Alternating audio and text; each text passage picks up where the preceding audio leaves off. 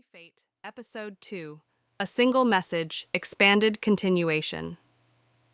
Avery's Point of View. Avery stared at her phone after sending the last message, her heart still racing. This wasn't like her, reaching out, sharing pieces of herself with someone she didn't know. But somehow, with Kaia, it felt different.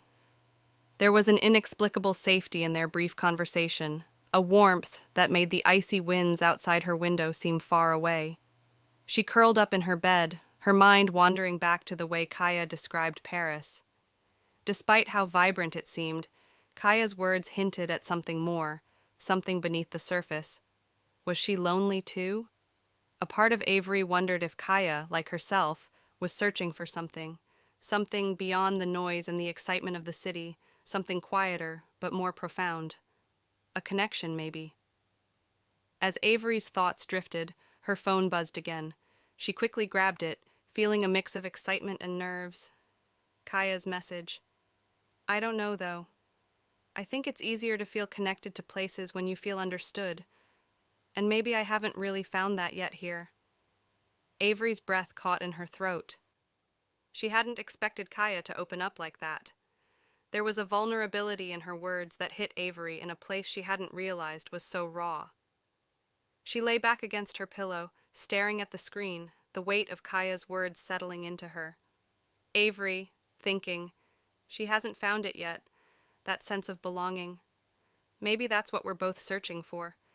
She typed slowly, choosing her words carefully. Avery's message. I get that. It's hard to feel at home somewhere when you don't feel truly seen. I've spent my whole life in Iceland, surrounded by this vast, empty space. It's peaceful, but it can also feel isolating. Sometimes I wonder if I belong somewhere else, somewhere more alive.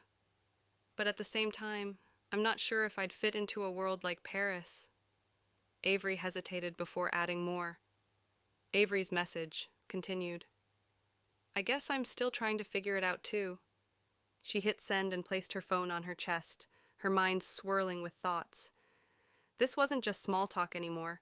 Somehow, in just a few messages, Kaia had managed to tap into something deeper, something Avery hadn't been able to express even to herself.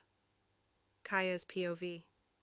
Kaia sat at her window, watching the soft glow of the streetlights outside as she read Avery's message. There was something about Avery's honesty that made her chest tighten, in a good way. It felt like they were both peeling back layers, slowly revealing themselves to one another. Maybe that's why she felt so drawn to this girl she'd never met. There was a truthfulness to their conversation that she hadn't felt in a long time. Kaia, thinking.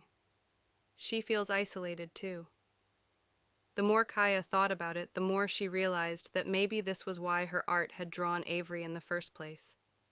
She had always used her work to express the things she couldn't put into words, the loneliness, the longing, the search for connection in a city that never seemed to stop moving.